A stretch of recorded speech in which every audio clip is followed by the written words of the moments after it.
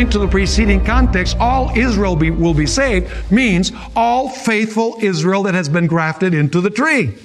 Natural branches that have remained, natural branches that were cut off and grafted in again, and wild olive branches that were taken off of a wild olive tree and grafted into the natural olive tree. In other words, the context indicates that when the Apostle Paul says all Israel will be saved, he means all faithful Israel who have been grafted into the tree, into the root, Jesus Christ. And so it says, and so all Israel will be saved. As it is written, the deliverer will come out of Zion, and he will turn away ungodliness from Jacob. For this is my covenant with them when I take away their sins. So how many trees illustrate the people of God? Does God have two separable trees? Does he have two separable wives? Does he have two separable bodies? Does he have two separable folds? Does he have two separable Israels? Not according to Scripture. He has one people, one faithful people who are determined by their relationship to Jesus Christ. Now our next point is that there is only going to be one banquet table in the kingdom for Jews and Gentiles. You know, Jesus had just healed the servant of a centurion. You know what a centurion was, right? He was the head of 11 soldiers in the Roman army, in the Roman legions, is the way that they were called. And Jesus had just healed his servant.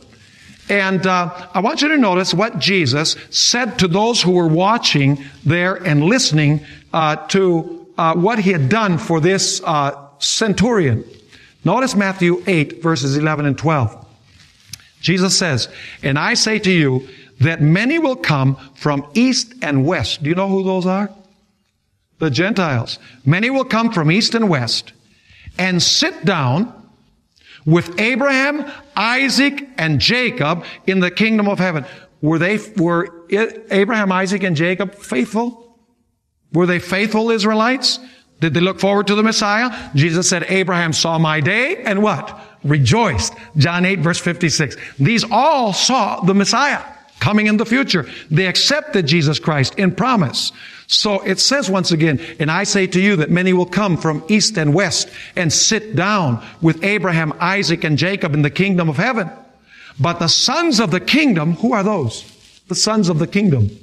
The literal Jews. The sons of the kingdom that reject Jesus, incidentally, will be cast out into outer darkness. There will be weeping and gnashing of teeth. How many tables are there going to be in the kingdom? How many banquet tables? One for the Jews and the other one on the other side of town for the Gentiles. Absolutely not. One table composed of Jews and Gentiles. Next point. Jesus Christ has only one spiritual temple. Notice what we find in Ephesians 2, 19 to 22. Ephesians 2, 19 through 22. Here the Apostle Paul says, now therefore, you are no longer strangers and foreigners. Speaking about the Gentiles very clearly. Now therefore, you are no longer strangers and foreigners. But what?